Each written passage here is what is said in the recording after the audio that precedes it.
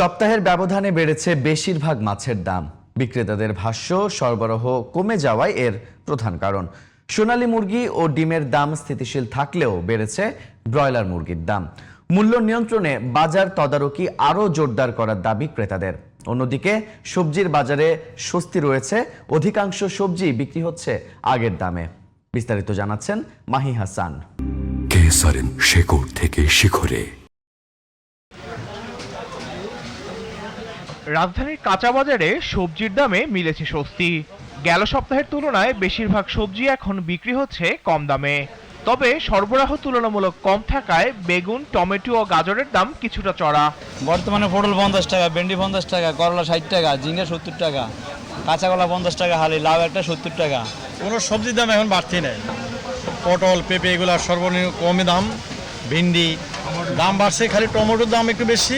শাকসবজিটা যেমন আজকে যে ডাটা চাচ্ছে 40 টাকা, এটা কোনোভাবে 40 টাকা হওয়ার কথা না, 20 থেকে 25 অথবা 30। স্বস্তি নেই মুরগির বাজারে।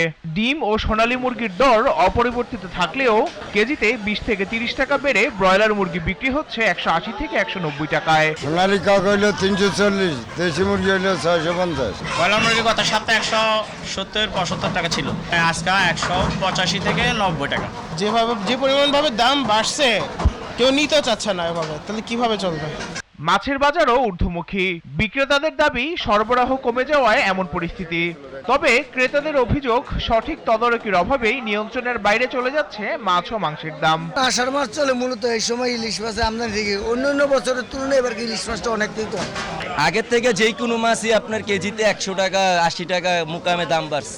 প্রাকৃতিকভাবে তো আপনার সরবরাহটা একটু কমে গেছে, সেক্ষেত্রে অনেক সময় একটু বাজারে একটু আপ ডাউন করতেই পারে। 5,000 টাকা নিয়ে আসলে কোনো বাজারই হয় না।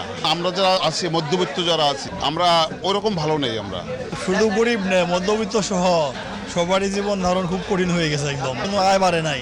অন্যদিকে মুদি পণ্যের বাজারে রয়েছে স্থিতিশীলতা।